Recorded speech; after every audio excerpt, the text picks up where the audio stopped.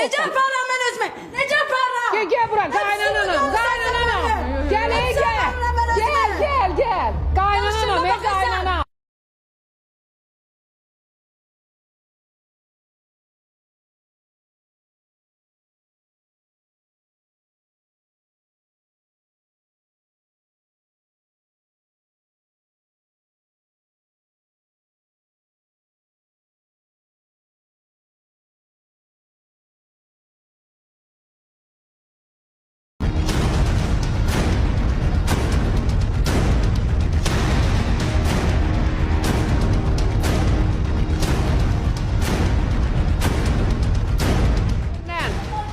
Niye verilişten sonra çekiliş devam eləmir? Bir dəqiqədən, səsini kəs aşağı salıb səsini sən. Ayıbdır, bu halda gəlin. Ayıp sən olsun. Ayıp danışma. Ayıp sən olsun.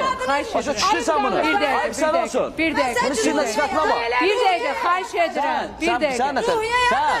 Bir dakika. Hər kimsən? Heç ondan da artıq deyilsən sən. Başa düşdün? Xahiş edirəm. Ruhiyyədən artıq deyilsən. Xahiş edirəm.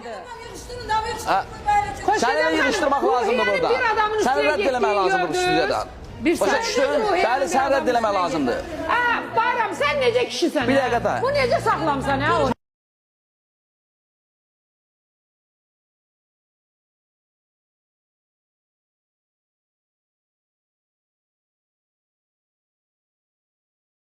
Burada heç kimə tərbiyəsizlik eləməyib. Xoşqadam xanım, bir dəqiqə dayan.